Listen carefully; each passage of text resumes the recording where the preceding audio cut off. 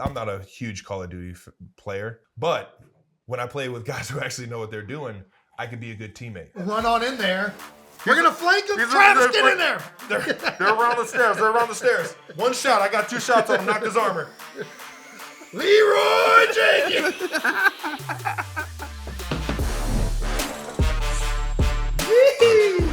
Ladies and gentlemen, boys and girls, welcome back to New Heights, a Jukes original show presented by Wave Sports and Entertainment. We are your hosts. This is my brother, Jason Kelce. I am his little brother, Travis Kelce, and New Heights is a show that we record in person. That's right. We're in Kansas City, and in Kansas City, I thought I would wear my 87 jersey, but it's got a little bit of character to it. Very festive. Oh, yeah. The best nickname in the land. Big Yeti. You want to see the Yeti? Nobody wants to see it. Nobody wants to see it. We're in the Big Yeti's house. We're in the Big Yeti's cave. The 49ers saw the Big Yeti. Yeah, New Heights comes out every Wednesday, ladies and gentlemen. And don't forget to subscribe on YouTube or anywhere you get your podcasts, and follow us on all social media platforms at New Heights Show. Jason, what we got? We got a great episode coming up, Trav. Another one. We're going to break down the Chiefs' big win in the Bay Area, recap my bye week, which was electric, more eventful than most bye weeks, especially if you're not going anywhere. Got out the house, man. We'll talk position swaps and get into a deep dive into coaching. But first, new news! So we have finally regained our number one spot in the sports podcast world in Apple, and have also regained it in Spotify. Thanks to all of you. We're the best! Yeah. Thank you guys. You guys are the best. It's pretty remarkable. You guys tuning in. I can't believe that we're back up at the top, but man, it feels good. Man, it feels good. It even feels better when you win and you're at the top. That's right. You know what I mean? Absolutely. You don't know what I mean. You've never lost. That's a good point. Well, more importantly, we also got a nice little shout out from Dwayne "The Rock" Johnson, which, not going to lie, never thought I would be someone that would converse. And actually, I didn't converse with him. He just tweeted at us. Yeah. Really, I never thought my name would come out of The Rock in verbiage or text. So that was probably a highlight of my year. You didn't even believe it was real when we told you. I did not. It's crazy. I was very skeptical. World. We're living in a fantasy world, everyone.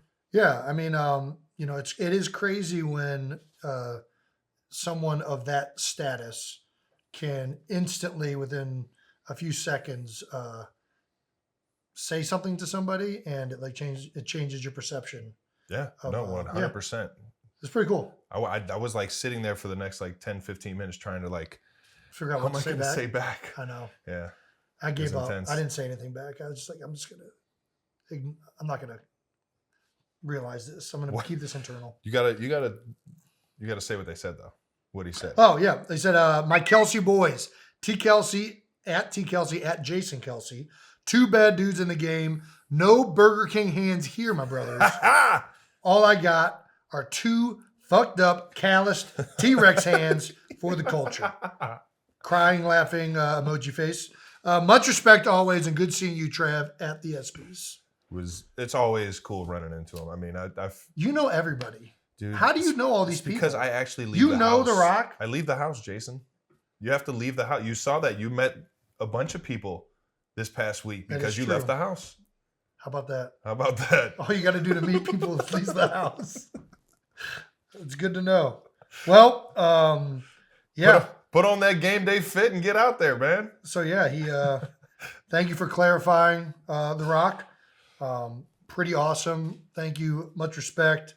I guess we should explain what Burger King hands are. It sounds like people are a little unsure. Yeah. Maybe they missed that ad campaign from a few years back. But there's a whole ad campaign that Burger King was running to emphasize how big the Whopper was. And they did so by saying it made people's hands look small. And in the bodybuilding community, I feel like a lot of people use machine-based exercises. So that was the joke there, was that they never work on their hands. And, people that are really actually functionally strong usually have big forearms, strong hands, calloused hands, fingers that don't work. Yeah. This guy, you guys probably had no idea this guy's out here playing football with 9 fingers.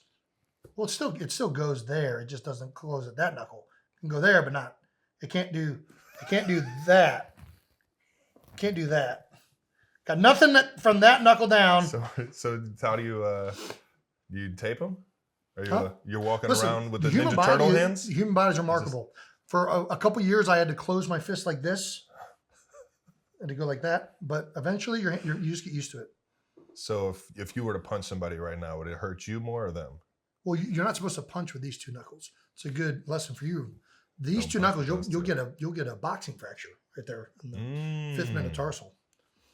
I don't even know if that's right, but always hit with these two knuckles. Nice. All right. The Rock, officially a member of the New Heights crew. Speaking of, do we have a name for our fans yet? Is there a? I think we have to come up with one. Do we come up with one, or do they come up with one? I'll tell you what. We'll take all the suggestions that you guys got. Do you have any suggestions? Unless. Do you have anything that comes to like New Heights crew is good?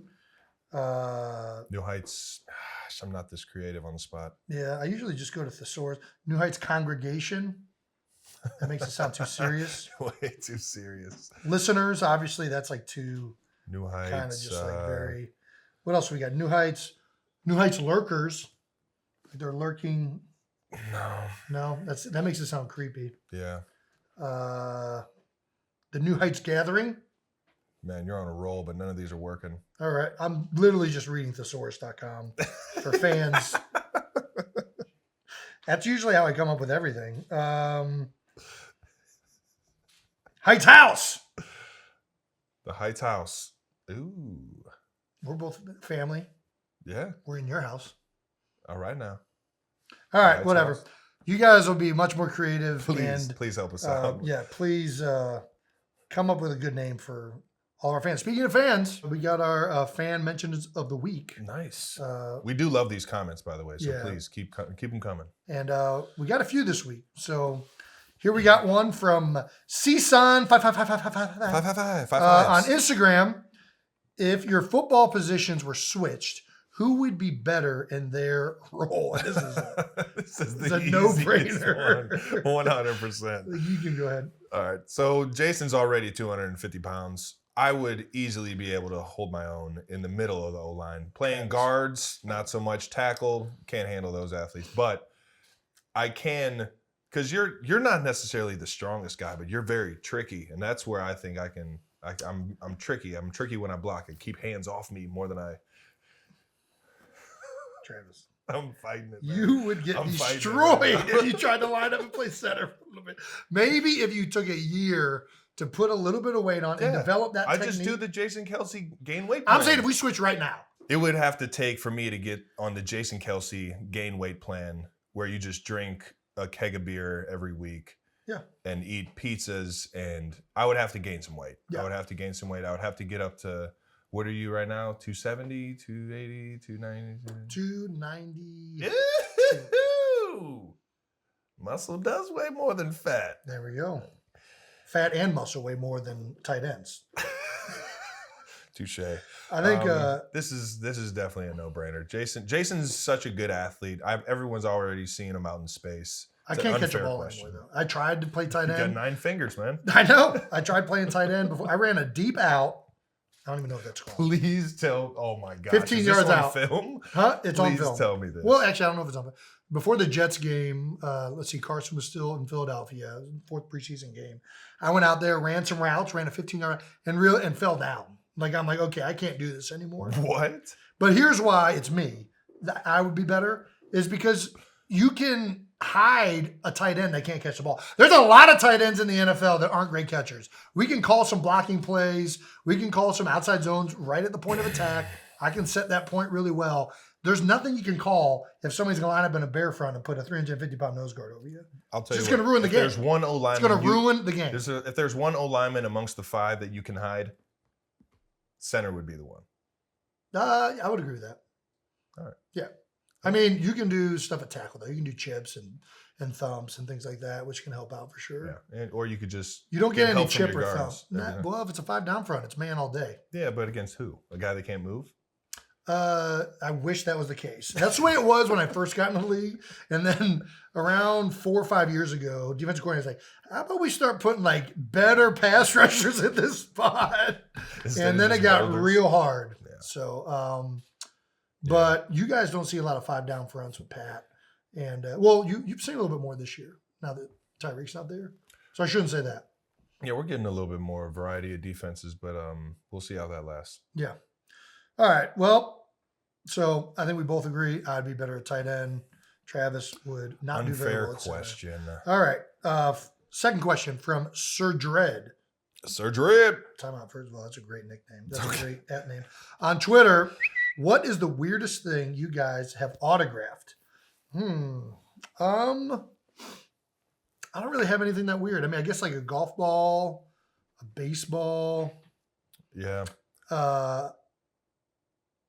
Nothing's coming to my mind. I've been asked to sign a shoe, a baby, but that's pretty weird. And I always make jokes when kids come up to, hey, can you sign my arm? Like, yeah, I got to get parental consent, but the parent was the one that actually asked me to sign their baby, so I had. Where'd you sign the baby? I didn't sign them. I did not put a Sharpie on a baby. I said, ma'am, I'm sorry, I can't do this. So you refused the baby? Yeah. If that baby would have went to the hospital, I would have felt extremely. What would it have gone to the hospital? I don't know. For? Lick its hand, lick its arm. I don't know.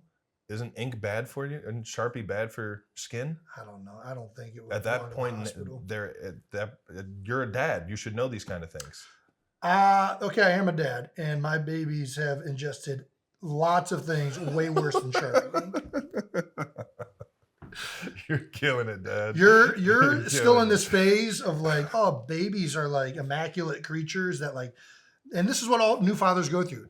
The first baby, you drop the pacifier on the ground, and you got to pick it up, put it in boiling water, make sure it's completely sanitary before you put it back in the kid's mouth. You know what happens now with Elliot? And 10-second rule. No, there ain't no 10-second rule. That thing could be under the couch living its life. If she's crying, I'm picking it up, giving it the wipe off, and it's going right in the mouth. All right. All right. So you say so. I'll sign a baby. Give me a baby. I'll sign it. All right. Now I'm because see, this entire time I'm thinking I'm doing the right thing, and now I'm an asshole. Well, you got I'm an asshole consent. for not signing that baby. Yeah, you are. The ref looked like he asked Mike Evans for an autograph this week after the game. The NFL has denied it. That was definitely an autograph for sure. You think so? I mean, let's open it up. I'm gonna I haven't even seen this. It was in the tunnel after the game. Went up to him, Mike Evans signed something. I'm sure it was for a friend or a family member. Taking it down. They're trying to get rid of it. They're trying to get rid of the video evidence. Yeah, I mean, no, I don't want to buy your ads, NBC. If a ref ever came up to you after a game and asked you to sign something for him, Travis, I just said I'd sign a baby. Of course, I'd sign something for a referee. Fucking go, baby! All right. We won again. Third comment is from Donna Kelce at DKelce1. I think I know this person. Mom. What was your most memorable dare in high school? Man, it was good if you were there. Yeah, I mean, but that's I mean, you might as well go at it. Definitely tease up this story for sure. I wasn't much of a daredevil.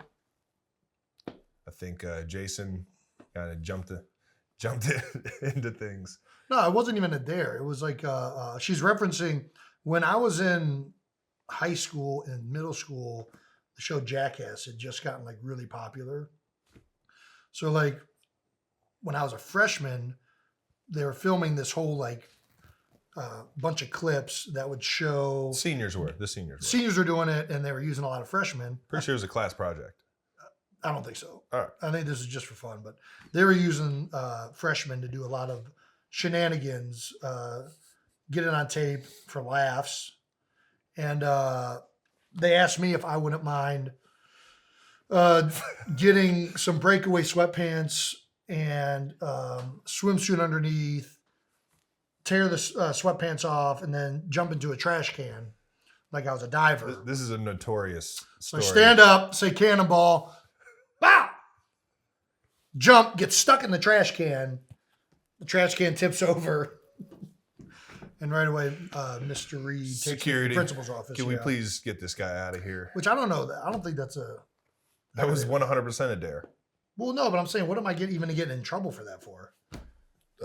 It wasn't like I was naked. Disturbing the peace. It was like a cafeteria. It was the social room. It was the social room of the cafeteria. Yeah. I mean, what did he do? I don't even remember. I know I kind of got like a harsh. Don't you do that again. Don't you jump in our trash cans. What are we talking about? I was confused then why I got into like kind of trouble. And then, I don't know. There are a lot of other things I did that I definitely deserve to get into trouble for. Well, yeah. Anyways, thanks, Mom. Thanks, everyone, for the comments and questions. Keep them coming. To all the high school kids out there, we don't need to be jumping in any trash cans with any scuba gear on. So yeah, well, I don't know. Hey, listen, if you're in high school, I feel like that's an appropriate level of like pushing the boundaries. All right, you can't just be a goody two shoes. You know what I mean? You always gotta push the line just a little bit, push the envelope just a little bit. If my son, the worst thing he does in high school is jump into a trash can, I'm thanking the Lord. That was not the worst thing you did in high school. Either Either way, thank you guys for the comments. Yeah, thank you. Keep them coming, baby. Keep them coming. We love them. We love to hear from you guys. Real quick, if you're listening to this show as a podcast, we want to make sure that you're listening to it the best way possible. That's why when I listen to podcasts, I make sure that I use my Raycon wireless earbuds. Raycon's everyday earbuds look, feel, and sound better than ever. With optimized gel tips for the perfect in-ear fit, these earbuds are so comfortable, and they will not budge. Trust me. I love that Raycon comes with 3 sound profiles in an isolation mode so I can make sure I'm hearing only what I want to hear exactly how I want to hear it. So if you want to listen to the show in the best way possible, go to buyraycon.com/New Heights for 15% off on your next order. That's buyraycon.com/New Heights for 15% off. Buyraycon.com/New Heights. I know this show can sometimes sound like Travis and I are speaking in a second language, especially when it comes to football. But if you've ever wanted to actually learn a real second language, you got to check out Babbel. Babbel is the addictive language learning app that makes it fun to learn a new language. Whether you'll be traveling abroad or just have some free time, Babbel teaches bite-sized language lessons that you'll actually use in the real world. Babbel's 15-minute lessons make it easy to learn a new language on the go. Other language learning apps use AI for their lesson plans, but Babbel lessons were created by over 100 language experts. Right now, when you purchase a 3-month Babbel subscription, you'll get an additional 3 months for free. That's 6 months for the price of 3. I can do math too. Just go to Babbel.com and use our code New Heights. That's BABBEL.com and use the promo code New Heights. Moving on to 12 bold topics of Week 7 in the NFL. This is how it goes. Jason tees him up about my game, and since Jason didn't have a game in Week 7, I'll tee it up on what his bye week was looking like. Yeah. So go ahead and jump us off, brother. All right, brother. Back in the win column. Chiefs over the Niners. Niners have been playing really good too. Just had a blockbuster trade. Yeah. So a lot of things have been looking up. I was very curious to see how this game went. Mm-hmm. And I followed on my phone because I was at the Phillies playoff game. But, offense went crazy. Put up 44 on what I think going into that game was the number 1 ranked defense in the NFL. I know it was up there. It was up there. Yeah, based on DVOA, 6th best offensive game in modern history. Wow. That's. Do you know what the number 1 offensive game of modern history I do, because I'm reading the same prompter that you are. This is my section. Why are you reading my section? Go ahead. Tell everybody who the number 1. Well, why don't you just act like you know it? Kansas City Chiefs versus the Cleveland Browns. It was homecoming for me. And we had the best offensive game I remember put that together. Game. That was a fun one, 2018. I remember that game. I was at that game. You were at that game. Yeah. You saw the best offensive game. That was cool. We were on fire. Pat Mahomes was slinging it around to everyone. I think Kareem Hunt also. Kareem Hunt, Cleveland native, Northeast Ohio. He was running all over the place. Also had a touchdown in the screen game. That's why Cleveland ended up acquiring him. Probably is because he was a monster in that game. 100%. He was untouchable that game. But similar to this 49ers game, Pat was dialed in. He was dialed in. He was also spreading it around to everyone. Everyone got a piece of the pie. To this past game, Marquez, I think he had 111 off of like 3 or 4 catches. receiving, and on top of that, Juju Smith-Schuster, my dog Juju, went bananas, as Pat McAfee would say, bananas. And shout out to the Pat McAfee show. And it's fun, man. When everyone gets a piece of it. I mean, Mecole Hardman, 3 touchdowns off a couple carries and a jet sweep that counted as a pass. When everybody gets a piece of the pie, might have counted as a pass because it was a little forward touch pass. Like a quick thing hits faster. Oh, yeah, it's like 1 yard in front of him. Just nice. But I mean, hats off to the 49ers. They're obviously a great team. Mm-hmm. Very well coached team in Shanahan and D'Amico Ryan. I think D'Amico Ryan will end up being a head coach in this league. I sure hope so. 1,000%. D'Amico played with the Philadelphia Eagles.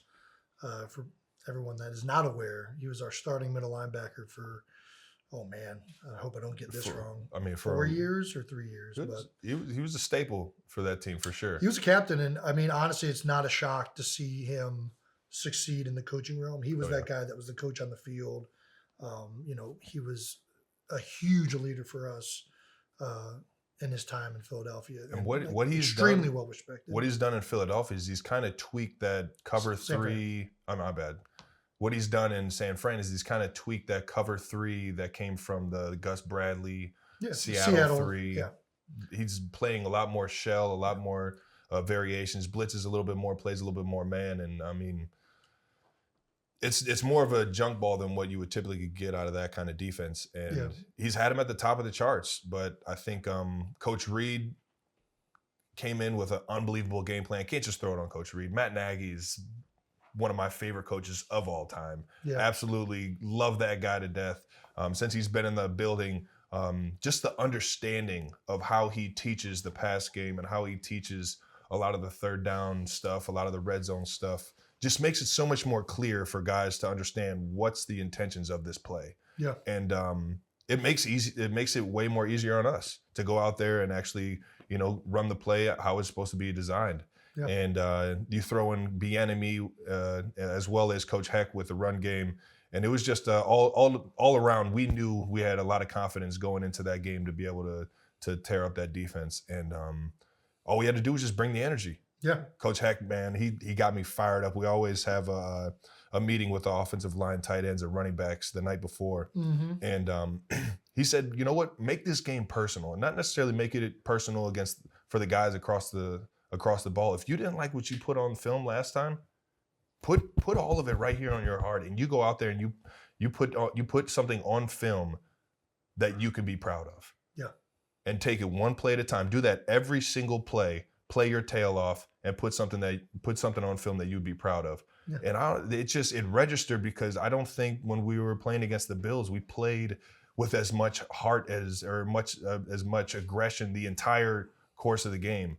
There were spots, the points of the game that you could feel in, but at the same time, the San Fran game, the whole time, it just felt like the energy was up, the communication was high, the demeanor of the team was full throttle, keep the foot on the pedal the whole time. Yeah. And that's when we're flying around doing that offensively with the O-line playing their tail off, finishing guys downfield, getting a part of the piles, and not letting just guys, rally to the ball and get a late hit. That kind of stuff, you just feed off of that kind of energy. Right. And and when I tell you it was one play after another, and we had the pick early, but that's an interception that we can clean up. It got kind of tipped in the air a little bit. And our young receiver, Sky Moore, he's going to be a stud, man. I can't wait to see him just keep growing because he's electric when he has the ball in his hands. We just got to keep finding ways to get him that. Yeah, and I mean, I think, it doesn't sound like anything crazy what you said, Andy Heck said, or Coach Heck. Yeah. But sometimes you just need those little reminders. And the best coaches and the best leaders end up feeling that, right? Yeah. And it's like, okay, we're overthinking this. We are getting too far ahead of ourselves. Everybody just focus on your job, focus on each play, dominating your matchup, taking it personal. You know what I mean? That's sometimes those little reminders make all the difference. All of it, yeah. And especially night before. I'm a big fan of the night before meetings because don't peak too soon now. Yeah, well, I mean, the game it can get you fired up for sure, though.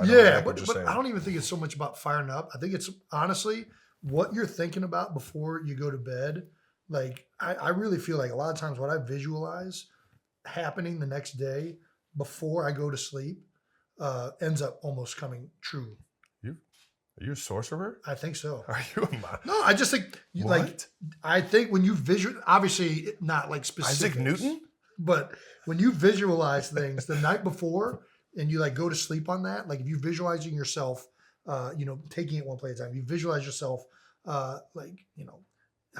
picking ball carriers up, running to the ball, doing all these things right before you go to bed. I think it does make a difference the next day. 100%. So, I'm huge on visualizing stuff. I love to just think about. I like looking at diagrams and imagining versus every single coverage how I'm going to run this route to get open. Yeah. Where I'm going to get it. How are the pawns or the defensive pieces going to relate to every single route?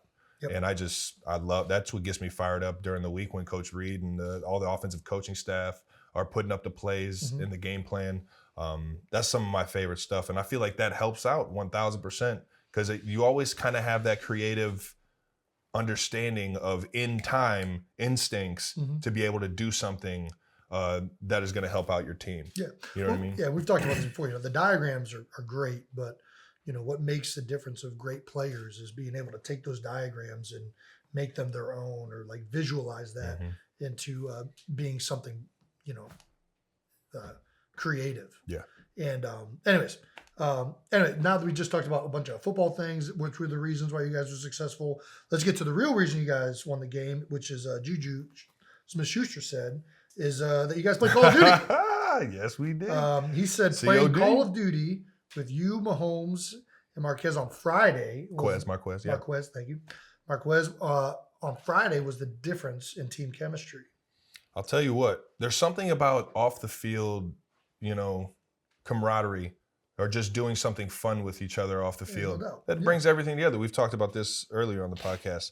I'm not a huge Call of Duty player. I'm more of like a sports video game guy. I'm in the 2K, you're saying is you Madden. Get your ass kicked when you're playing I'm trash, yeah. But when I play with guys who actually know what they're doing, I can be a good teammate. I can revive everyone. I can tell everyone where they're at because they're shooting me. You can be the run on in there. We're going to flank them. Travis, get in there. They're around the stairs. They're around the stairs. One shot. I got 2 shots on him. Knocked his armor. Leroy Jenkins.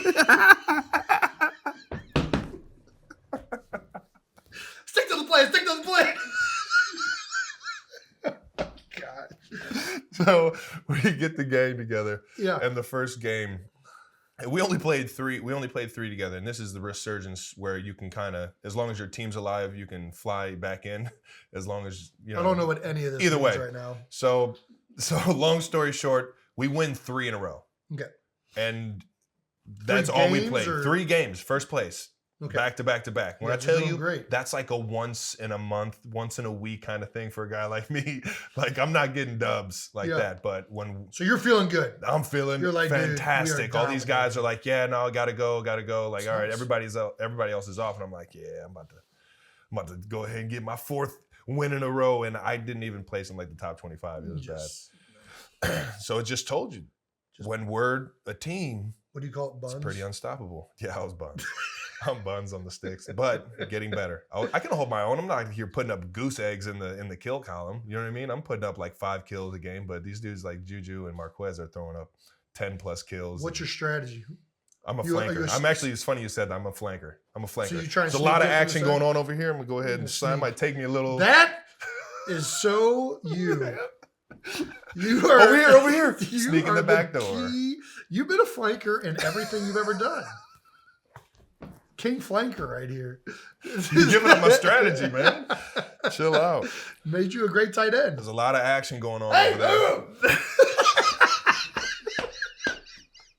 It was meant to be. The oldest trick in the book. Yeah. Sneak through the back door. Me, I'm just running in, just trying to melee guys. My strategy, just run as fast as possible, knife them. Whenever I played. I'm not going to lie. I'm a big sneak up on somebody for sure. And melee them. You've always been sneaky. That's a sneaky son of a gun. Very, very sneaky. That's pretty good. Big flanker, man. But yeah, no. Shout out to COD. Getting the gang closer and ready for this matchup, man. I can definitely feel what Juju was saying, though. Are there any other video games you played that have brought teams closer together? Or I would think video games are a big part of. Especially since you can play online and stuff, for sure. I feel like every single hockey tournament I ever went to, we were hooking the N64 up to the TV. Yep. Every single base, you know what I mean? As a kid, you're bringing the 64 everywhere you go. Yep. That was my favorite console. I still play the 64. I still got it. It's upstairs. You have one too? All the games included, yeah. Well, I have one of mine, so. You have the original that we had at the house? No, I think Dad's. Yeah, that one was gone. Yeah. It was a sweet one, though. It was a green one. You could see. My favorite video game to build team chemistry is Wayne Gretzky 3D Hockey 98. That made our college team closer, or at least the guys that were playing. Wayne Gretzky 3D Hockey 98 for the Nintendo 64. And obviously, once you're in college. Was it 88 or 99? 98 or 99? I think it's 98, but we kind of played whichever version was available. Right on. Which is a 2-on-2, 3-on-3, but like 2-on-2. NBA Jam style. Yeah, it's arcade hockey game, right? You can hit people. You can shoot fire shots where the goalies fly through the nets. You fight. But anyways, we made it into a drinking game. And it's one of those games where the computer has like a regulator on it. So the game's kind of always close. And you can it's a little glitchy too. So you can master the glitches. Oh yeah, definitely. For sure. I mean, all N64 games had a little glitch. Yeah. That was part of the game, inside the game. But the flanking, baby. Yeah. So Wayne Brewski was the game that we played in college, which was for every time somebody scored a goal, the other team had to drink. Every time somebody got a hat trick on the opposing team, the opposing two players had to finish their beer. And I don't know if you guys ever played Wayne Gretzky 3D Hockey 98, but they're high scoring games. Both players are definitely getting at least a hat trick. At least. And this led to, each game you're chugging pretty much 3 beers. At least, yeah. Each person. If it's a competitive game, for sure. So within 30 minutes, you're through a rack of beers. Wayne Brewski, baby. It's the greatest drinking game ever. If you get in the fights, everyone has to be drinking their beer while the fight is going on. Even the people in the fight. So you end up just mashing buttons until somebody gets knocked out. What an electric game. It was a great game. It was a great game. We don't play it enough nowadays. I need to hook that up. That's definitely got to come back out of the archives. That was the best drinking game we ever did. We also had Mario Kart 64. Mario Kart. No drinking and driving. So you could drive, and then when you got in a crash, that's when you had to finish a beer before the race was over. Yeah. That was really it. Those two. And Halo. Halo was huge in college. Yeah, I didn't get into that one. Yeah. I was never a Halo guy. Well, you couldn't flank. You could definitely flank. Chiefs fans have receipts on Tyreek. Oh, man. Yeah. You can't have too many receipts on this guy. I mean, this guy's the number one receiver in the National Football League right now. He's doing pretty good. He's going to probably set the record for the most yards ever by a receiver. Well, Chiefs wideouts totaled 15 receptions for 271 yards and 3 touchdowns this past week. Mm-hmm. Cole Hardman became the first receiver in the Super Bowl era with 2 rushing touchdowns and a receiving touchdown in the same game. And Juju and Marquez became the first Chiefs receivers to both go over 100 receiving yards in a game since 2000. Yep. That's a lot of stats. Yeah. It just shows you how much we're evolving. It just shows you that. It shows you how great Patrick Mahomes is playing. Well, that's the thing. After the game, Chiefs fans resurfaced an old Keenan Allen IG comment. After Tyreek trade, he commented, "This one's going to expose some people. Glad he out the division too." You did not say that, Keenan. Who was he saying that about? I hope it wasn't about me. That's my guy. I hope it didn't expose. Who else would he have been talking about? Keenan says not so. Maybe it was Mahomes, but I mean, it's either you or Mahomes. Those are the only 2 people that he's talking about. It's the only 2 left, huh? Right? Or unless you're talking about Coach Reed or something like that. But I have a feeling he was talking about you. I don't know why. Either way, clearly if he was talking, whoever he was talking about, it's not true. It's good to see Keenan back out on the field. He got his hamstring back rolling, and hopefully he can Unbelievable make that receiver. Chargers team better, because right now You they're might not getting want to talk. exposed. You might not want to talk trash. We don't need to talk trash yet. What do you mean? I already got 1-0 against them already this year. Trav, it's only 7 games in. You don't want to be. This is true. They got a lot of football left, and they got a good team. So, yeah, some people would even think Mahomes is playing better. The Chiefs' offense is better. RG3, fan of the show, said he thinks the Chiefs' offense is better without Tyreek.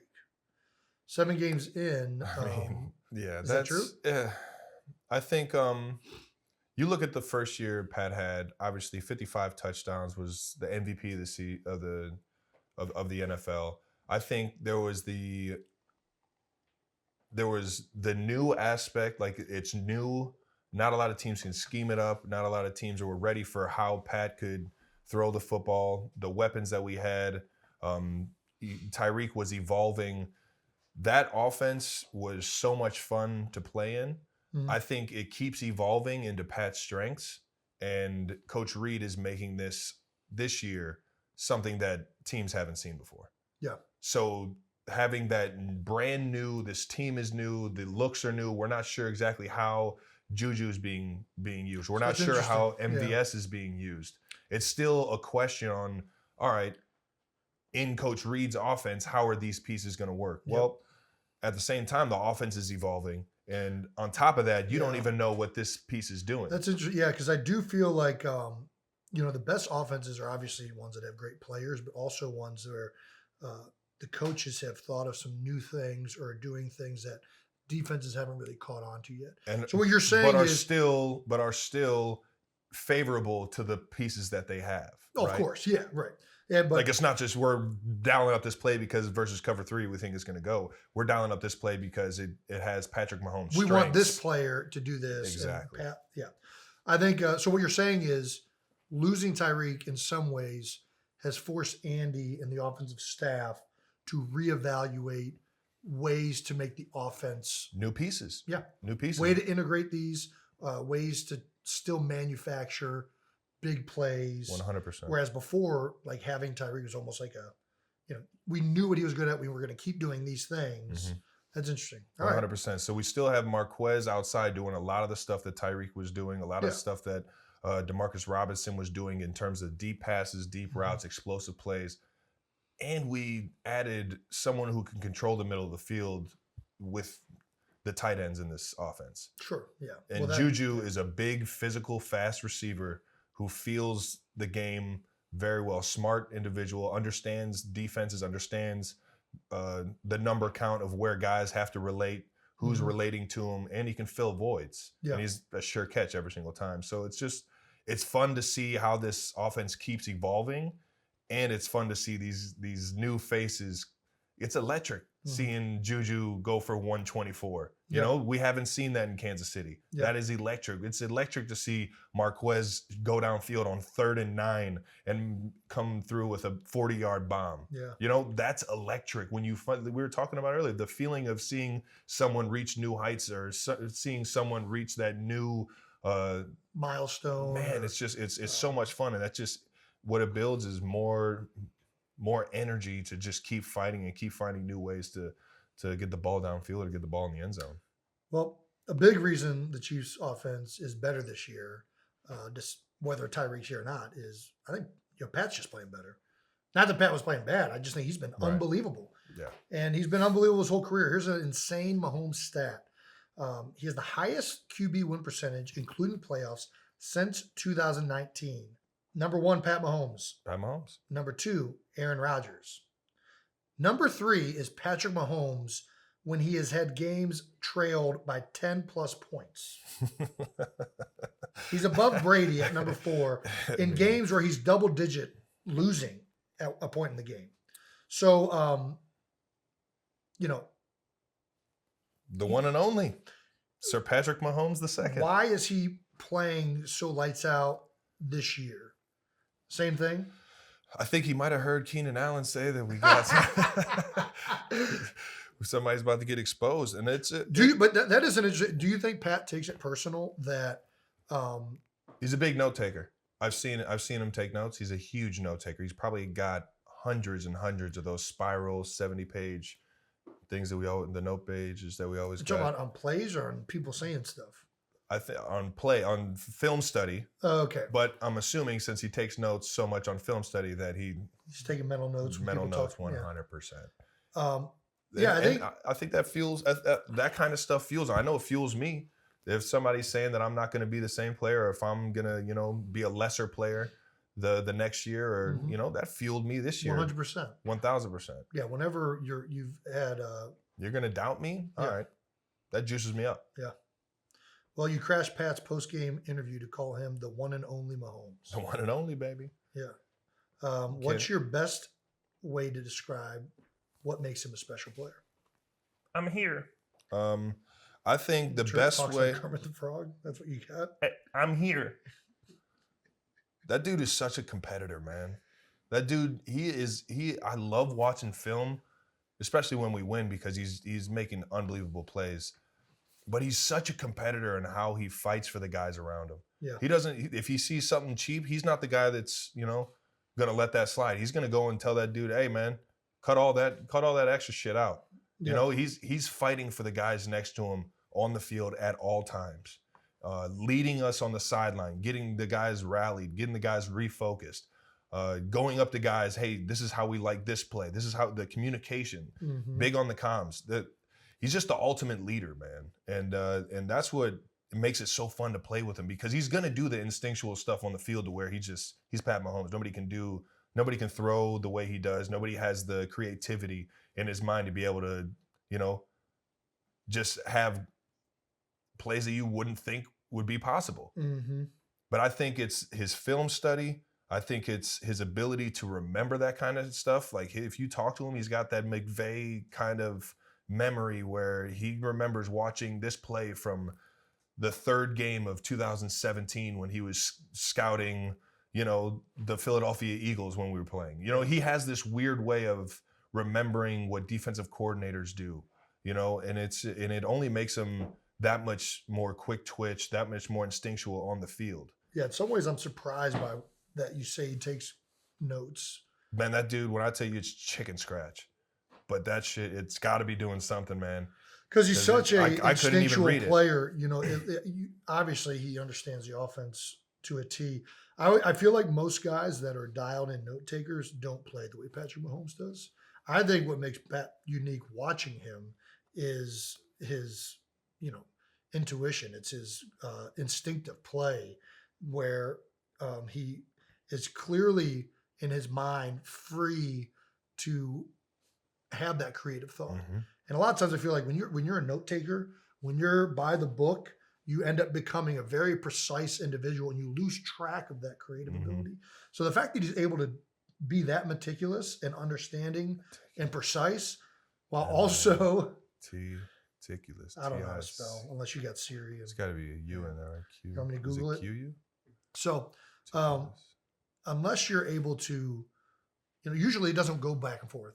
So maybe that's one of the things of why he's so good. He has the precision and he has the dialed in approach of the meticulous note-taking type player, but somehow he still is able to be free. He doesn't let that interfere. He doesn't let that bog down. What he does is he lets that build his instincts. Yeah. You can't be thinking about that on game day, right? That needs to be something that is thought throughout the week. On game day, you just got to go out there and let it play. You got to go. And he is one of the best at that I've ever seen. Man, it's fun. It's fun rocking with him, man. I know that. How has he evolved since his rookie year? Just in exactly what we were saying. I feel like with reps, you understand, what's possible. Yeah.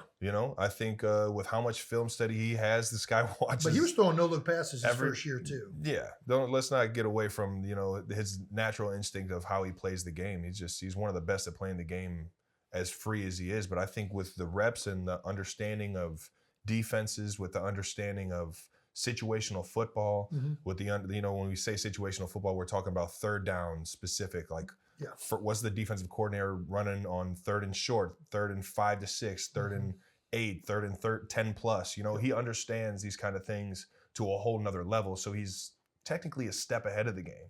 Right. And when you do that and you can go out there and play free, Mhm. I mean, that's when it gets electric. The biggest thing I think for him is that he's a fiend for football. He's a fiend for those situations. I was talking with him and Matt Nagy on the plane ride back, and they were just going back and forth of what happened during the second quarter, the end of the second quarter of a college game.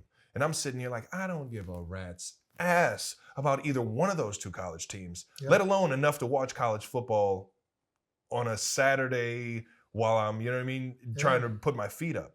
You know, I'll catch a Bearcat game, but I'm not sitting here watching a random SEC game or a random Pac-12 game, you know? And it's his love for the knowledge of the game is only making his instincts that much more fun. Yeah. You know? Explains why he's one of the best in the business, especially in situational 2-minute drills. He's so good when this team's down or when you guys need a score. That's another thing, man. Right? When you can just get in that thing, put that thing in, what is it, fourth gear? When you can just floor it. Yeah. I mean, you can floor it in any gear, but yeah. Good point. But you go way faster in fourth than you do in first. It's true. You go faster in fifth than you do in fourth. Yeah. Anyways, all right. So here we go. This guy's got more gears. National Tight End Day. All right. Let's go back to this debacle. Near identical stat line with George Kittle. Close, but no cigar. Yeah. So obviously George had the one receiving touchdown. Yeah. You big had time, what touchdown. Looked like a touchdown. Oh, man. What does that feel like? Because I've never experienced having a touchdown call back. What can you tell all of us, including me? Immediately, nothing selfish about it. Immediately, damn, we just got a touchdown taken off the board as a team. Like, man, it's hard to get in the end zone. I don't believe you for a second. You know, there's not one bit of you touchdowns I got in my day, dog. I got so many touchdowns, dog. I ain't worried about that. The first thing that comes to your mind when you have a touchdown call back is like, man, this really sucks for our team. Yes. That's awesome. You're a great team player, Travis. Jason. When I get a hold of you, what do you pick me as? Fuck! I just fucked up. I'm thinking about me. You're a great team player. I'm just saying. I don't know. That's great. All right. You can only speak for yourself. I as soon as we get a touchdown out of that drive, it's like nothing happened. Oh, I agree. You move on from it quickly. I'm not saying like you're like, oh, boo-hoo, and you go to the sideline like, I had a touchdown. And no, I'm not saying that, but no.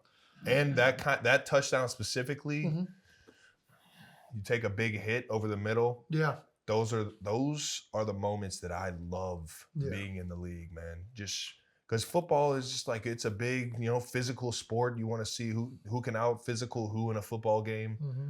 When you catch one over the middle and just stand, don't even hit the ground. Such a big, strong boy you are. Oh, that felt so strong. So strong. Felt like strongest man in the world. Can't say enough about Kittle, man. He's so electric. One of my favorite parts of the entire day was, they do the hype videos on the screen before the game started, like for the home team. They'll do like a pump-up video or, they'll ask another guy in the sporting community to chug a beer. They'll do something to try and get the people going, That was right? during the game. Oh, my bad. They had Bruce Kittle, George's dad. Nice. Get electric. I just talked to George about this not too long. He said that it was actually a video during like the COVID year, but he put on a Rey Mysterio mask and got everybody hyped for National Tight End Day, and they threw it up on the big screen. And I'm just like, and then after that, after everybody got hyped, they showed him in the crowd, and he was just as hyped as he was in the video, and I was just like, let's get it going, baby. Yeah. I mean, as much as I it was electric. Don't participate in National Tight End Day, what Bruce and George have done for Tight End U and brought the attention to the position. It's the best. They've been incredible. Bruce is a former O-line coach. He was O-line coach over at Oklahoma. You can tell by the way George plays, he's a former O-line coach. Dude's a freaking blocking machine. Dude gets it, man. But I'm just happy George is back out there healthy and dominating. 100%, man. And hope to see that some more because it's just more fun to watch. Yeah. It was good to see Shanahan finally dial some stuff up for my guy. Yeah. Man, it feels like all he does is hand the ball off. And I was going into the game like, man, they just got McCaffrey. Well, he's been playing hurt too. There's no way maybe you're starting to feel a little bit better. Yeah. I mean, he's a fighter, dude. He's going to play through whatever. Well, we saw the debut of Christian McCaffrey, speaking of. CMC. Brought right in. How easy would it be to pick up a new team's offense? Some speculated that Travis's contract move might have been for Christian McCaffrey. No, I never saw that one. Yeah. But shout out. I mean, Christian is obviously one of the best, if not the best, pound for pound running back in the league right now. The guy is, I mean, he can move. He's got those narrow hips we were talking about, man. He's got them narrow hips, man. He gets skinny through the hole real easy. I mean, and he's got unbelievable explosion, great vision, can catch the ball out of the backfield. If you put a linebacker on him in the receiving game, it's going to get ugly for you. Can't do it. How easy would it be to just go in and play, getting traded and going in and play that week? Neither of us have ever had to do that, obviously. Never, no. Don't think it would be that hard. I especially don't think it would be that hard for running back, to be honest. There's a few positions you could definitely do it. Running back's one of them. I think D-line is another one. Yep. Obviously, the hardest would be quarterback. Yeah, 100%. Yeah. I would say O-line, there's too much chemistry. You can't mess around with all of that going into a game, especially not a Friday before a game. You could do it at tackle, I feel like. You can make it work. If in a pinch, you'd have to – because you can help each other out. It just depends on what you're running. You know what I mean? Yeah. Like there's guys, hey, plug the end. You can get out of a game with it, but who do I got? It's not ideal. It's not got the guy in front of you, bud. Yeah, got that guy right there. Shocker. Yeah, but obviously running back, I think one of the easier ones to do that at. Yeah. You know, most teams in the league now run all the generic running plays.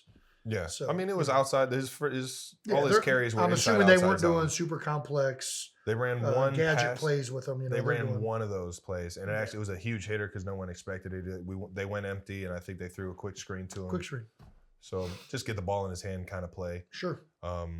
So they probably made it really easy on him to just go out there and play football. As an NFL lineman, two things are incredibly important to me in season, which is why I'm excited to partner with HelloFresh. With HelloFresh, you get farm-fresh, pre-portioned ingredients and seasonal recipes delivered right to your doorstep. That's why it's America's #1 meal kit. With HelloFresh, ingredients travel from the farm to your doorstep in less than 7 days, so you know they're fresh. Plus, pre-portioned ingredients make cooking a snap and cut down on food waste. Have a packed fall calendar like me?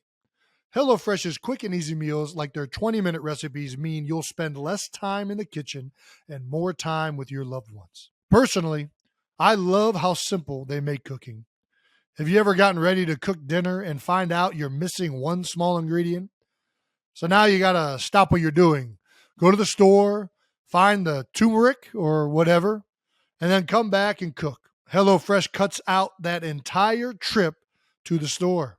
So go to HelloFresh.com/Heights65 and use code Heights65 for 65% off plus free shipping. Again, that's HelloFresh.com/Heights65 and use our code Heights65 for 65% off plus free shipping. You guys are pretty strong here. 5-2 heading into your bye week. Obviously, there's been some highs and lows. How's the bye week going to go? What do you have planned for the bye week? I plan on I'm coming out to Philadelphia. Gonna go ahead and see some family. See some nieces. See my beautiful nieces, man. They're so electric, man. And then go watch some good old Philadelphia Eagles football, man. You guys got the Steelers. Go to the game? Can I go? Can you give me a ticket? I think I can scrounge one up. I'll call Kylie. Yeah. You know who's in charge of that. Right now. But other than that, not really sure what I got planned for the bye. Was that the question? How will the bye help with your consistency was the question. Oh. But I didn't ask that. Because I don't even know. You want to ask that? How will the bye help with your consistency, Travis? I think the bye will help with my consistency by that's why I didn't ask. Buying some free time by getting some free time to think about other things. I think what Coach Reed does, and I'm sure it's different in every single building, is Coach Reed lets us just get out of the building, not necessarily eat, sleep, breathe football 24/7, because that's how I do it. Whenever I'm in a work week, even when I leave the facility, I'm looking at film, I'm thinking, visualizing like we were talking about. Yep. I just put a lot of time, a lot of effort into it, and getting this bye week to be able to just step away from the madness or the routine, the consistent, routine that kind of drains you a little bit. I think that's the best thing that you can have. It's just a restart, a refresh. Yeah, I think that in the bye week, I think a lot of people talk about the physical aspect of letting your body recover. That counts, but I think even more than that, like what you're saying, the mental process of being able to step away and in some ways not think about football for a week is important. Mm-hmm. I think when you come back, we were back in the building on Monday for the first time after the bye. It was you feel rejuvenated, you feel energized 100% from the lift. Everybody's just got like that kind of like back to school vibe a little bit. 100%. So I think in that mental aspect of kind of deloading for a week is often overlooked and not talked about. Well, right on. Yeah. Speaking of the bye, yeah, you just had one, brother. I did. Obviously, 6-0 going into it. I mean, at this point, do you want to keep things rolling? Or are you happy about the bye? Are you? Well, I mean, selfishly, I think our offensive line was pretty banged up, so probably happy from a physical standpoint.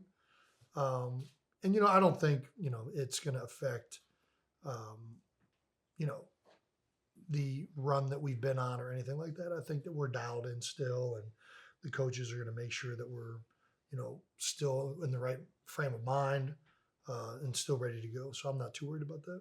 Fire up, man. Let's talk about that bye week, though. Let's recap it a little bit, man. We started it off with dropping an album. You're officially a music artist. Christmas album. It hasn't dropped yet. We announced we're dropping an album, but yeah. Still tuning it up? Yeah, it's done. It's in, I actually have the testing vinyl. And you're singing on it? Are you playing? I'm on it. Yeah, Are you playing on it? I'd be hard pressed to call what I'm doing singing, but I'm on it. And I'm doing something resembling singing. But me, Jordan Mailata, Lane Johnson, as well as a bunch of musical artists who are actually musical artists. In particular, Charlie Hall, the drummer for War on Drugs. He's kind of the one that really, honestly made this whole thing put it all happen. together. Yeah, he introduced us to the right people. He knows all of these musicians or knows people that know them. Yeah.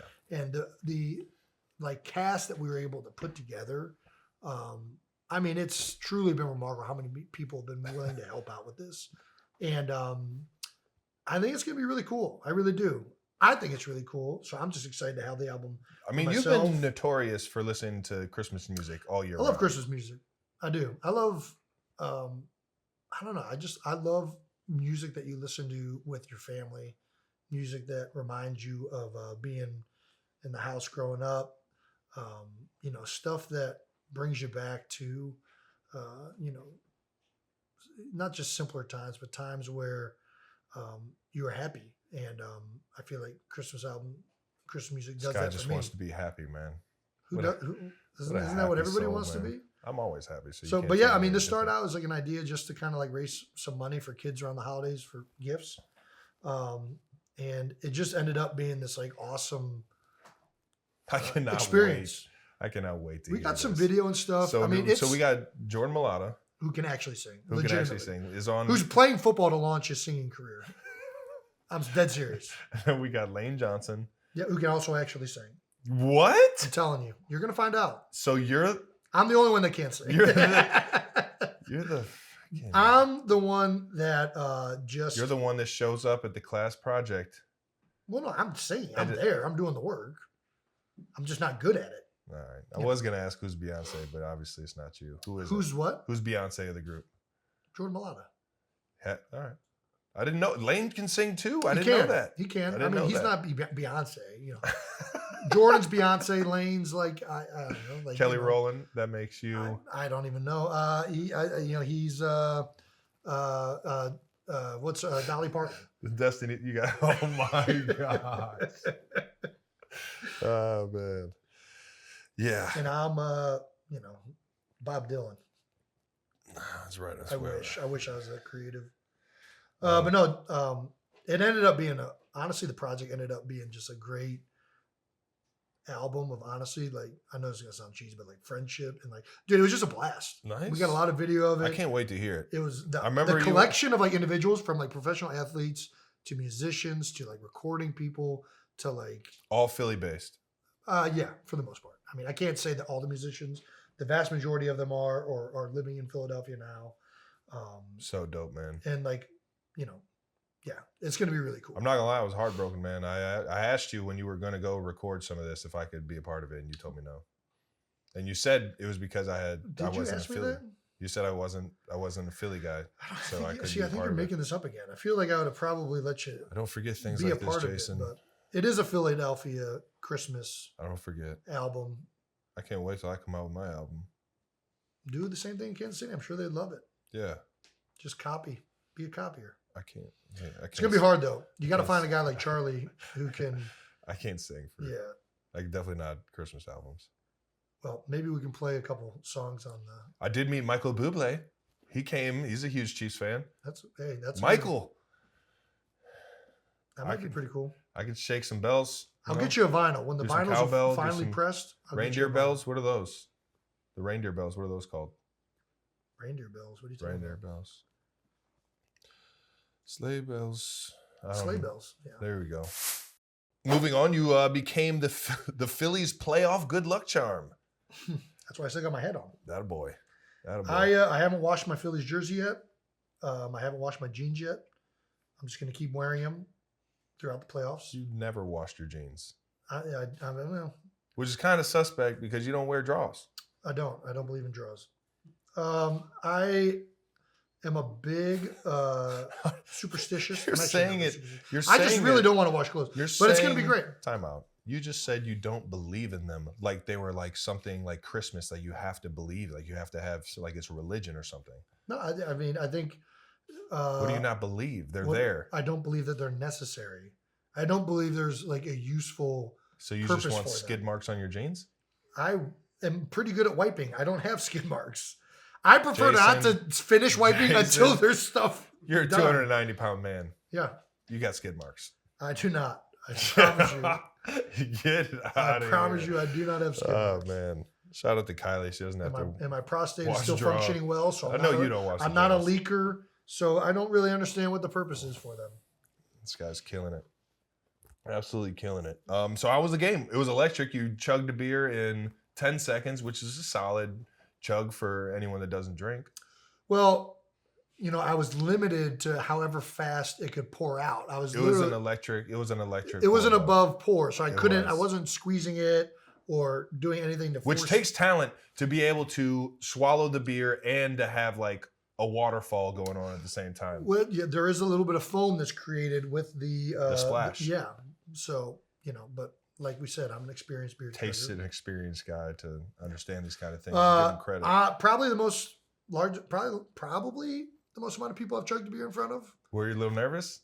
Not one bit. I mean, I didn't really know it was going to happen, to be honest with you. They kind of said that maybe it would happen, but then the Fox crew, they were saying that maybe there's like some sponsorship deals that aren't going to allow it to happen. So I didn't know what to really expect going out there. But once the beer was there, I knew what was going down. Yeah. Oh, look, a beer on the baseball field. What am I going to do with this? And then I got the bat flip afterwards, throw it up in the air. So yeah, that was fun. Well, it was a proud brother moment for sure. I definitely appreciated the crowd getting absolutely electric. Yeah, off of you fired up, and my guy Miles Teller got him fired up a little bit. He too. did. Two nights later, man. I was at that game as well. He's killing it right now. He fired him up on the clincher. Oh, nice. All right. Series ender on Sunday. Yeah. Fired him up. Bryce Harper. Top Gun. Oh my Maverick. gosh. Well, no, it's Goose. Goose's son. Well, the new Top Gun is Maverick. The new Top Gun. Oh yeah, that is the name of the movie. Yeah. Great movie, by the way. Loved it. It really is a good movie. Shout out to Miles and all the Philadelphia fans, man. Dude, you guys are rambunctious. The city is electric right now. I'm not gonna lie. I'm pretty excited to be going out there. I chugged one beer on the field. There's a guy after the game on Sunday who climbed a light pole and chugged at least 8. I thought you guys were greasing poles. They forgot to grease the poles. That's a big rookie mistake. Yeah. You guys will tell you guys haven't won in a while. Not since 2017. That's right. They didn't think the grease was necessary until the World Series they'll have the grease ready in this next series. Everything will be greased all week, man. Yeah. I love it. I'll give it a go, man. I'll see if I can climb on. So let's talk. I mean, it looked like it was just action-packed bye week for you. What was the coolest moment? We had chugging a beer and a huge bro hug with the Philadelphia Fanatic mascot. Yep. Rex Ryan on Sunday NFL Countdown mentioning New Heights podcast and the fight stories. Obviously, we've had a few, but that one was the best fight of them all. And maybe telling Frank Thomas that he can chug a beer faster than me or faster than you. Yep. You and Kylie meeting the legendary Philadelphia Phillies head coach or manager, Charlie Manuel. Skipper, the old Skip. And then hanging with A-Rod, Big Papi, Miles Teller at the Phillies game. I mean, I left the house. It's what happens when you leave the house. I didn't even need to leave the house to talk to Rex Ryan. And then obviously the Fox Sports crew and fans put Jason in the Philly Sports Mount Rushmore. Oh, I didn't know that. Yeah, you're iconic. I would say if you left the house, of all the events that happened this week, chugging the beer on the field with the Fanatic is number one. It made you feel like you hit a home run, didn't it? It was just you could tell by the picture with the mascot how happy you were in that moment. Here's what it is. We don't get to be fans that often. You know what I mean? And like being at the game and like truly like being able to be invested, a fan and to like also going to go on the field, chug a beer. I mean, the Fanatic is like an iconic mascot. Kylie, my wife, a Philadelphian, cries sometimes when she sees the Fanatic. Like that's how much people in Philadelphia love the Fanatic. I didn't know that. Yeah, which I'm like, Kylie, it's a man who's probably super sweaty in a made-up suit. Like, can dial this back. He's not a real creature. But she is all in on the Fanatic. And to be honest, I get it. I chugged that beer, saw that big green. There's something about him. He's got good energy. It's electric. We got similar shoes. It was an awesome. It was honestly like really, really cool on a multiple kind of levels. I also that same game got to meet Charlie Manuel. Got to meet a lot of the Phillies that were part of 2008 championship and other years. Got to see Miles Teller. I mean, it was a really, really cool night and to be there. Both times we went really, but that Friday night was a lot of fun. I love it, man. I was living through it, man. That was fun to see. I mean, Charlie Manuel. I mean, obviously, that was our Philadelphia loves him, but I mean, he was a huge manager, hitting coach in the '90s teams for the Indians, and it was awesome to see him kind of transition over to the Phillies and take that and lead them to their World Series, which he never got in Cleveland, unfortunately. Jose Mesa. But I would say that's number one. Yeah. Very cool, man. So although they're all great. We just mentioned that that Fox Sports crew put you on their Philly Mount Rushmore. Yeah. Who, in the mind of Jason Kelce, would be Philadelphia's Mount Rushmore? Well, I don't know if I'm authorized to make the Philly Mount Rushmore because I'm not from Philadelphia. But I think, in my opinion, I have a feeling the guys you're about to name aren't from the city either, but keep going. No, I'm saying I feel like Philadelphia's Mount Rushmore should be decided by Philadelphia. Oh, okay. Yeah. But I think I got a pretty good grasp on who Philly likes at this point. I think the number one, I'd probably go Reggie White. Then number two, probably go Allen Iverson. Hey, I was about to say, if you didn't put I mean, he changed the culture. Yeah. He didn't just change, he changed the culture of sports. He didn't just change that one. And then after those two, I think there's a lot of really, really good choices you can make. And I don't know where Philadelphia would go on this. If we're up to me, the next two would probably be Brian Dawkins and Pete Rose.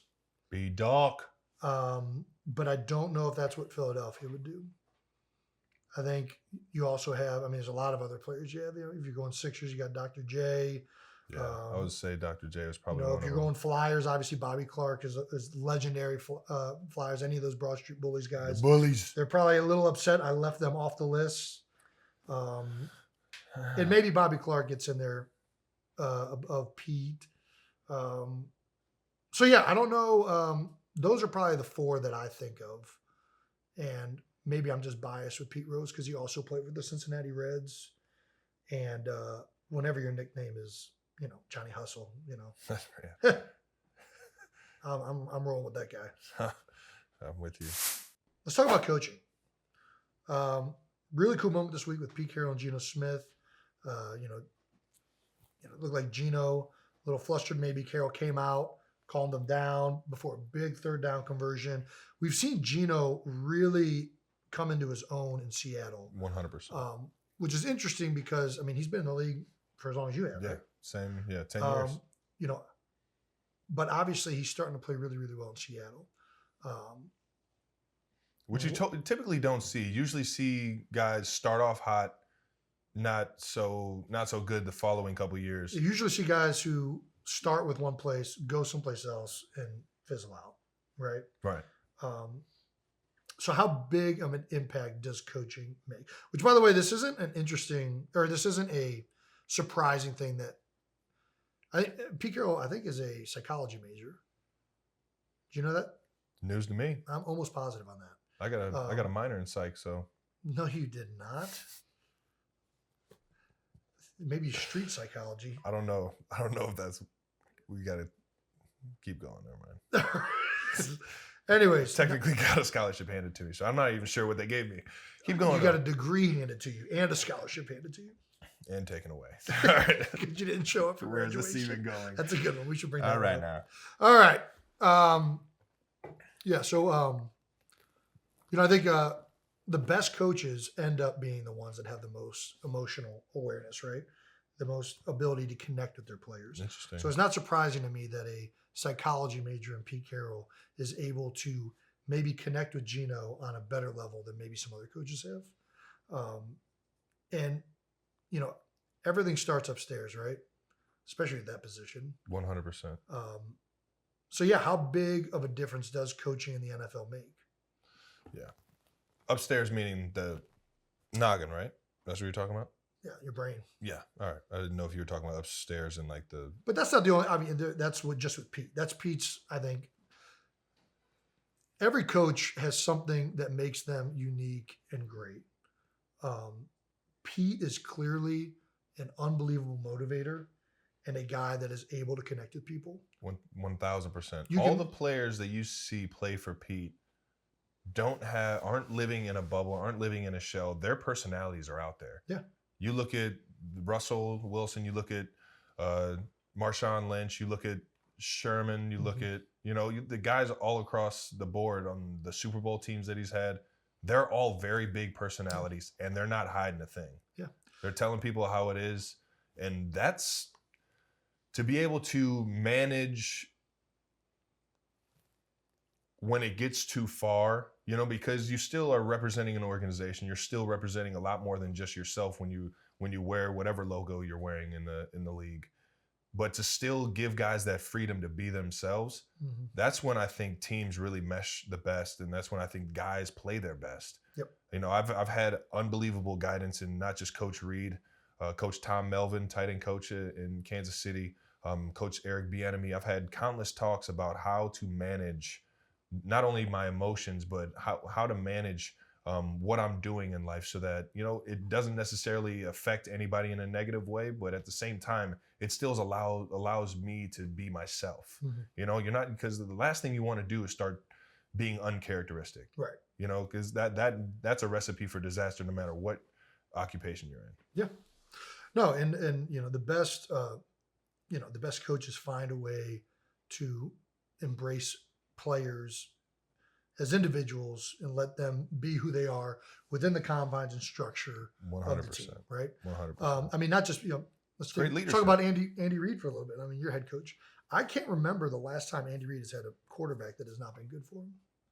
And that dates back to Philadelphia with, Donovan McNabb obviously being the star, but A.J. Feely, Jeff Garcia coming in, Kevin Cobb, Michael Vick. All of a sudden, he goes to Kansas City. Alex Smith has a rejuvenation of his career. Pat Mahomes now. You have Nick Foles sprinkled in there in both of those Chad categories. Henne coming in and winning Chad games. Henne. There is something that guy does that makes quarterbacks be phenomenal. And I refuse to believe that it's just that he's just the best schemer in the world. I think that he knows how to get guys to think properly, how to get guys to believe in themselves. What's your number one job as a coach? In my opinion, to empower your players. Get the best you can out of them. How am I going to make these guys feel that they can do this? Right? Am I going to make these guys believe in me, but more importantly, believe in themselves? All right? We talk about, I think it is really easy to find schemers and tactical coaches across the league. There are great offensive coordinators on every single team. There are great defensive coordinators on every single team. What the true mark of that is hard to find, and it's hard to quantify, which is why teams are always looking for this, is how do I find somebody that motivates, empowers, and also has the chops to organize this thing? Yeah. Right? That's a hard person to find, right? Yeah. And, that's the most important job of a head coach. How do I motivate all my players? How do I motivate all of my coaches? How do I empower them? How do I organize this thing and have a culture of growth and creativity? And the best coaches find a way to get that done. Sounds like you're getting into coaching, bud. I've thought about it. I don't know. It's a hell of a time commitment. Yeah, I think I would love to, but it sounds like you would understand everything that would need to be a part of that world, and I think recognizing that, and I don't necessarily. I know it from the player's perspective. Yeah, well, obviously there is a lot of.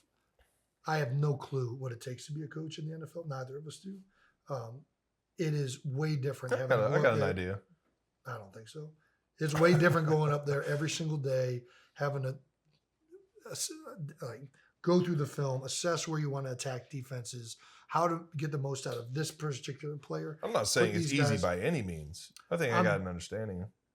I think we would both be surprised if we had to go up there, do all that call plays. I'm saying I understand what it would be like, and I can't do it. Okay. I don't have the ability. I can't just keep. Yeah, I don't think I could be able to put in that much time commitment. Well, yeah, I think, do you? And that's why I appreciate Coach Reed and the coaching staff that we have. Yeah, that makes me appreciate that so much more because I understand how much work, how much dedication is being put into this for a guy like me to go out there and have success for the team. I fully understand a lot of that. At least I feel like I understand it to the point where it's like, that only makes me have so much more respect for the coaches that do it the right way. Yeah. Is it more important to have a player's coach or somebody that is just a tactical guru, do you think? I feel like you got if you don't have one that can do both, you got to have both. Yeah, you got to have both of those covered at some point. 100%. You can't just be out there like, come on, boys, we're going to go get them. And run through that wall. Yeah, you got to have both of those to be great. And not everybody can do both. Some guys can do both. I mean, you have your Bill Belichick, you have your Andy Reid. There are some coaches that are unbelievable in both of those categories somehow. But yeah, I think it's hard to find guys that are great in both of those facets who can be the coordinator and the head coach. Certainly can be done, and it's been done many times. But yeah, it takes a special guy to be able to do all of that. Who's the first coach you remember? I would say Dad, really. T-ball, baseball. Yeah, I mean, that's an interesting answer. I was not thinking Dad, but he definitely is the first coach I remember. 100%. Outside of and even then it was a different wavelength than anybody I'd ever had, after that. I think your father being your coach, you see it from a different point of view. Yeah. I think that the first coach that I really remember having, I'm trying to think all the sports that I was playing when I was younger. My baseball coach, Todd Began, was an awesome motivator. Was an ex-athlete himself, played college ball, college football at that, and I related to him because I saw that he had made it in doing the sports thing. Like he had made it to that next level, or he was a successful athlete, and it was I don't know, man. I don't know. What was the question? Who's the first coach you remembered? How did Coach Began make you feel? Well, it was a very family-oriented team. Like I've been on teams. I think that Cincinnati, when we had BK, I think it was still a very family-oriented team because of what the leadership had already had going. Yeah. That is, the guys that were in the locker room made it feel like a family more than the coach made it feel like a family. Mhm. But there's coaches that want to get invested. They want to know how your family's doing, how your mom, your dad, and everybody. And that was one of the things growing up that I loved. I loved playing baseball. I loved playing hockey because of the guys I was with and the family type atmosphere that we got playing with those guys, like a Coach Bogus, Stevie Bogus, you know, like a Todd Began. Both of those guys made it so much fun to just come in and you know, go to work. Yeah. You know, practice hard, play hard for the guy next to you, Mhm. play with some integrity. I think that's what I really remember from my childhood of my coaches, or at least the coaches that I love the most. Yeah. Yeah, I don't know. I guess it's interesting that you said Dad was the first coach you remembered, because now that I'm thinking of it, he's probably the first coach I remember. And I think, and then after him, I was fortunate to have tons of tremendous coaches, and uh, I don't know that I really want to single out any one of them, but I think, you know, I really want.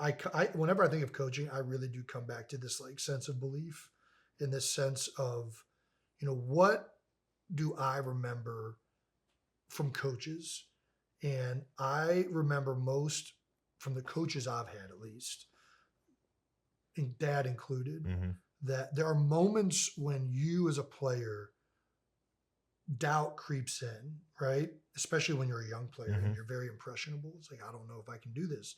I don't know if this is going to work, or, you know, I don't, you know, and coaches, the best coaches I've had and the coaches that I remember always believed in me. Fueled you with confidence, yeah.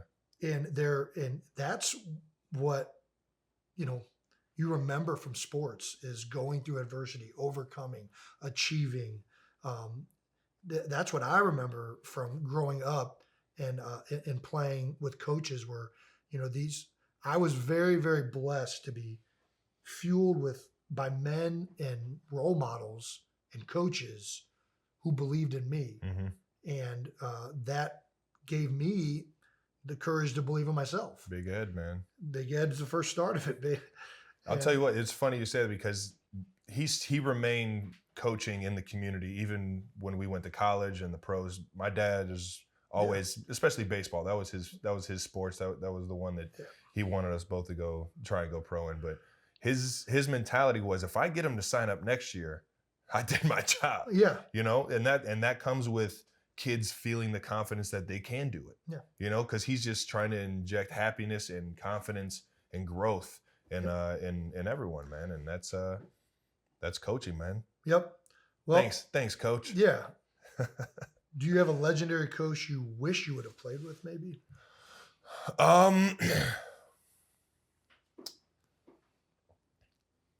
Honestly, I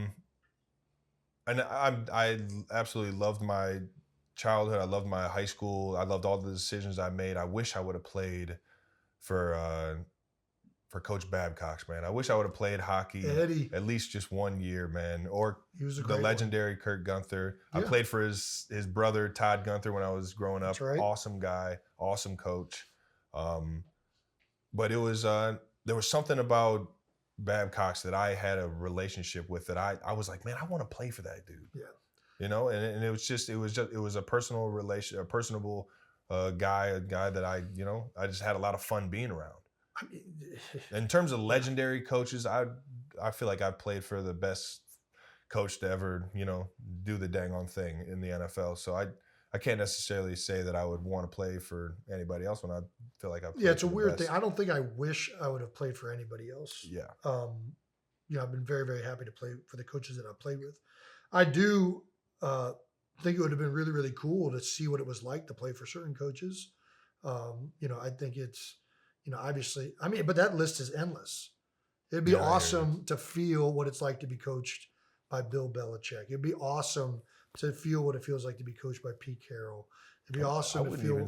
I wouldn't even just limit it to football. No, I was about to say John Wooden. Like come on now. Like I think they're Vince Lombardi. I think as a player, you always are interested in learning new things and how other people do them. You should be, at least. Yeah. So that's always, that'd be great. But, yeah. Right. We're talking about coaches. I think there's leaders throughout your life that you might not even know as a leader to you, but the advice that you get from them, the comfort that you get from the stories that they tell that you can learn from. And for me, growing up, we would always go to Quintana's barbershop. At least when I was in high school, I actually used to slide out on my lunch periods and go get a nice tight fade. But he gave me some advice one time to go and watch a YouTube video of a guy's teaching at Carnegie Mellon, I believe, the last lecture. And at this point in my life, I wasn't seeking advice. I wasn't looking for something to motivate me. I was in high school. I was just a happy-go-lucky kid trying to have some fun. Yeah. And I watched it, and his story is absolutely remarkable. What I especially remember at the end is it's not how you achieve your dreams. It's how you lead your life. It's how you direct your life. And if you lead your life, if you fuel it in the right direction, the things that you want in life will simply come to you. It's not necessarily how do I become a better football player. I'm going to wake up in the morning and do something that's going to genuinely fuel my love for it, or try and figure something out, whether it's, just waking up and having the determination to go out and get a workout in, go catch a few footballs, go into the film room instead of just watching movies every single day, go in there and dissect a certain play or dissect a certain person. And I was fueling all of my energy into this one world. And sure enough, that senior year that I had was me saying, you know what, screw all the happiness I have off the field, screw all the fun I have drinking and hanging out with friends. If I really want to make this football thing work, I have to become more knowledgeable about it. I have to become more passionate about it. I have to live every single day to want to be a professional athlete in the NFL. Yeah. And that's what I did. I started taking advantage of every single decision I was making and doing it with a purpose. Yeah, the best coaching advice. Shout out to Alex Quintana, man. Yeah. First of all, my guy. Love Alex. The best coaching advice I ever got was from Dad. And I don't even think he knew what he was saying. I think he was just tired of answering why. And he just came up with this gem out of nowhere. He was doing he was telling me to do something. I don't remember what. And he said this a bunch, so it could be used in multiple different ways. But he said, I said something like, why do I got to do this? Why aren't you doing it? Like, you never do this. I said that to him. And he said, I'm not raising you to be like me. I'm raising you to be better than me. And it was something that I thought was really, really powerful, because I think at the end of the day, as I look back on that, that's all like any of us should be doing. We should all be trying to make things better than how we, brought them in, right? And that's what makes the marks of great teams. That's what makes the marks of great teammates. When it's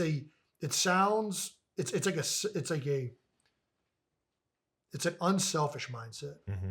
I don't care if I'm making somebody better than me. I don't care necessarily where I'm at. I'm here to bring value to you.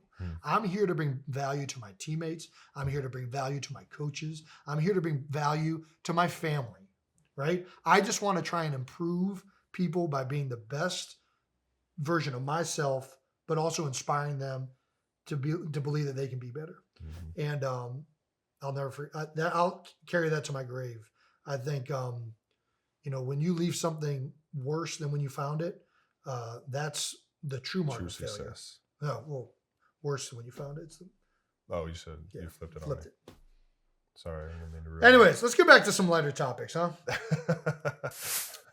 Moving on to the New Heights Stamp of the Week. Seeing which guys throughout the league or just in general, who's taking their game to new heights, baby.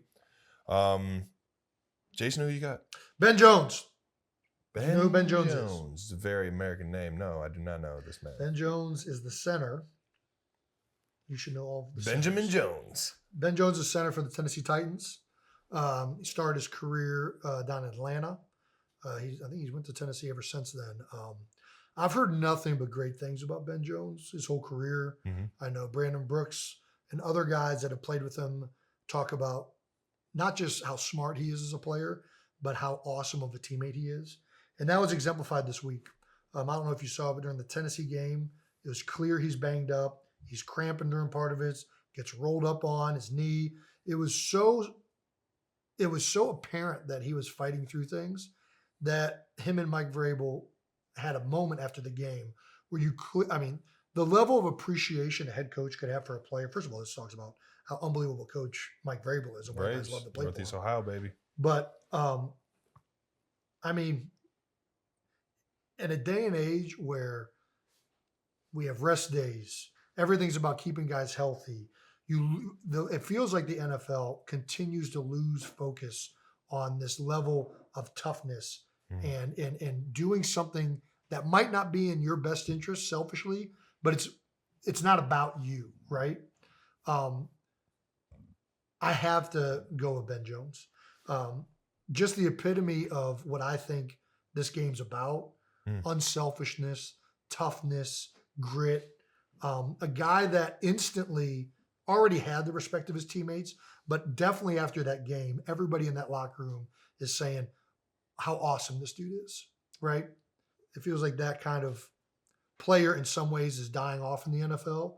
So to be able to see Ben Jones still keeping that strong is pretty awesome. Ben Jones, man. More power to you, brother. Keep fighting. We'll see you guys next week or after my bye, man. I went with Bella Rasmussen of Laguna Beach, high school player. Talking about paving the way. And in a world that, women are still fighting for equality in many, many ways. I actually played with two girls at Cleveland Heights. I don't know if you even know this.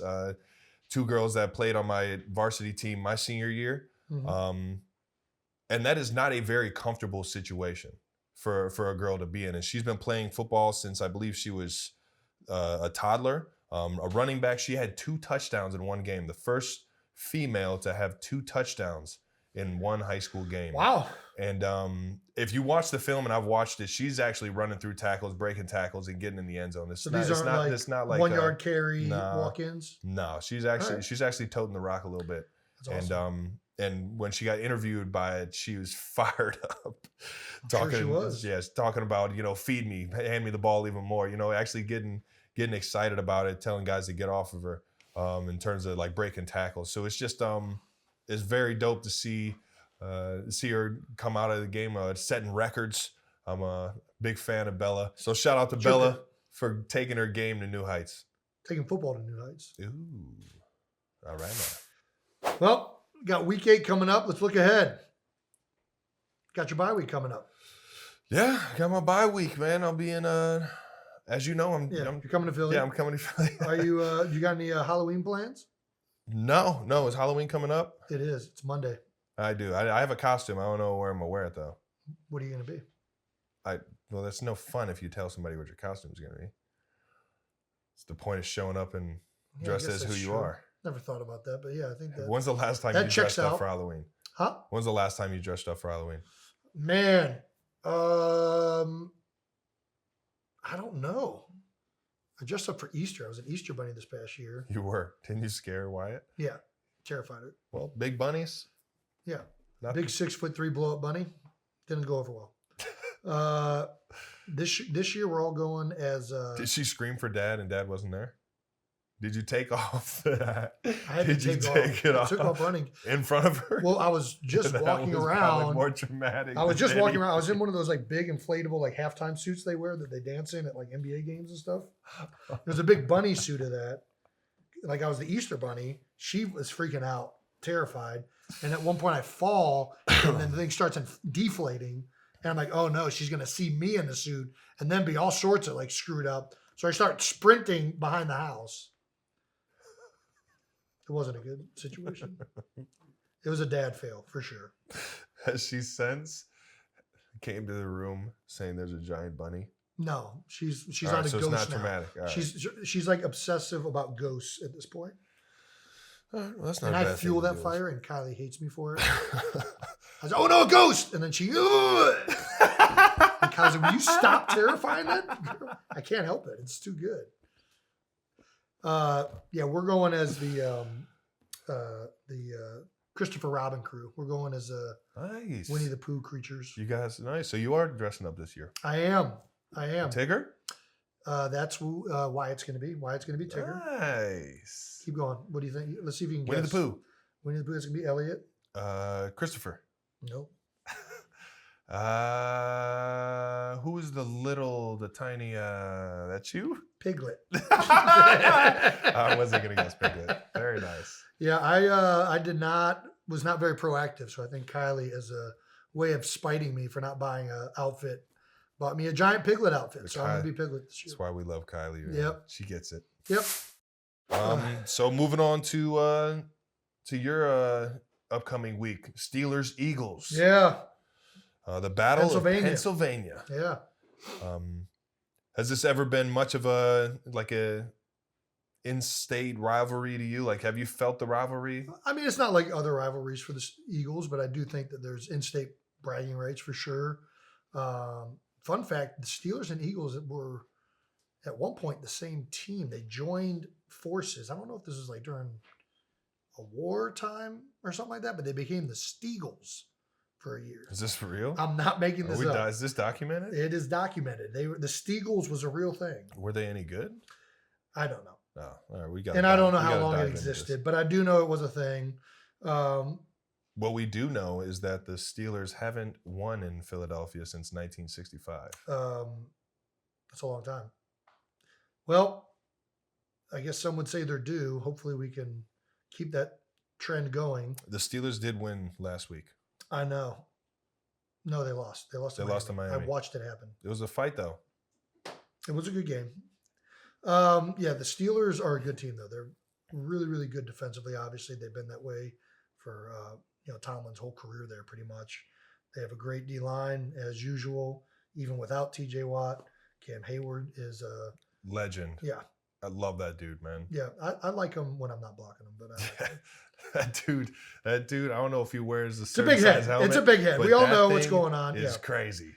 He's a good player. For yeah, we got our hands full with the Steelers. He's going to shock you with that thing. For everybody that wants to know all about the Steagles, it was 1943, and they went 5-4-1. They tied.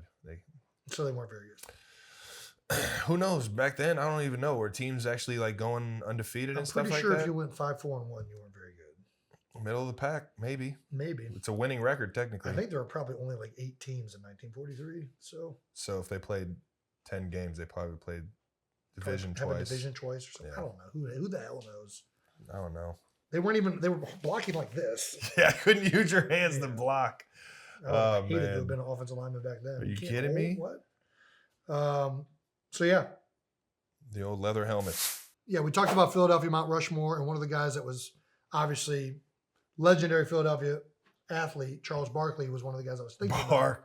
Sir Charles. Who is only his aura has only increased post career, I would say. I mean, he crushes it. Yeah. But that was your favorite player growing up. 100%. Was he not yours? You know what? He probably was. I mean, he was in the Michael Jordan era, so I mean, he was competing with Jordan. He was the biggest, toughest guy on the court. I feel like that was right. I mean, I love Charles Barkley. Who doesn't like Charles Barkley? If you don't like Charles Barkley, you can keep watching, but man. Anyways, clearly he was Travis's favorite player. I have no story like this. Travis used to run around the neighborhood quite a bit. Oh, come on, playing man. Basketball or baseball or anything like that. And one day we're having a block party. And we were kind of new to the neighborhood. We hadn't really acquainted ourselves necessarily with our neighbors as much. I being new to a neighborhood, I found the perfect way to introduce myself to everybody. we're running around playing sports out in the street in this block party. And my mom is sitting there talking with a bunch of parents. And all these parents keep saying, Charles is just so funny. Isn't Charles great? And my mom says, which one's Charles? And they point to you. It turns out you've been telling the entire neighborhood your name was Charles. Mom? Because you wanted to be Charles Barkley so bad. Mom gave me the name Travis because of a fat kid that was on the movie Overboard. It really was. And that was not something you could hang your hat on. Travis's name, if anybody have ever seen the movie Overboard with Goldie Hawn and Kurt Russell, Travis is named after one of the fat kids in that movie. A very obscure, not even like a great character in the show. It really was not a good reason to name a kid. So actually, now that you're saying this, sense, is right? all making sense. This is what I'm saying. I saw a new opportunity to change my name. I don't think I'm named after anything in particular, and I'd rather that be the case than what you're named from. To be honest, it was probably like Tracy or something like that. And then when she found out it was a boy, she was just like, Travis. I love that Overboard movie. So yeah, I thought it would be a great idea if there was any point in time I was going to change my name. It was when we moved to the new city. I was actually pretty embarrassed when they called my bluff. Mom called me over like, have you been telling everyone your name's Charles? Actually, Sir Charles, Mom. Shout out to Big Chuck, man. Yeah. What a guy. Thanks for inspiring me. Pete Carroll. Unfortunately, I was wrong. Not a psychology major. Maybe he is a psychology major because he psychologically made me think he was a psychology major. He's a education major, which kind of feel like you got to know. You got to have a little bit of that in there for sure. There's got to be a little bit of understanding of the brain. Actually, Definitely. a lot of great coaches. Jeff Stoutland's an education major, I think. Yeah. You want to talk about teachers? I mean, teachers, you got to teach the we game. very well could be doing this next week of me telling you Stout was not an education major, but I'm like 90% sure he's an education major. I'm just handing out majors. You get a You get a major, and you get a major. This dude's nuts. Dean Kelce. Well, that about wraps up episode 8. Yay! The Ocho is in the books. You can catch new episodes every Wednesday. If you haven't figured it out already, for those of you who are new, every Wednesday we do a new episode of New Heights. You can watch and subscribe on YouTube to the New Heights channel, or you can listen and subscribe wherever you get your podcasts. Once again, New Heights is a Jukes original presented by Wave Sports and Entertainment. Please follow us on all social platforms at New Heights Show for fun clips throughout the week. And then on top of that, we always love to thank our producers. Thank you guys for everything you guys do. They're actually in the house now, so I'm allowed to look at them. Thank you guys. But yeah, that's it for this week. See you guys next week.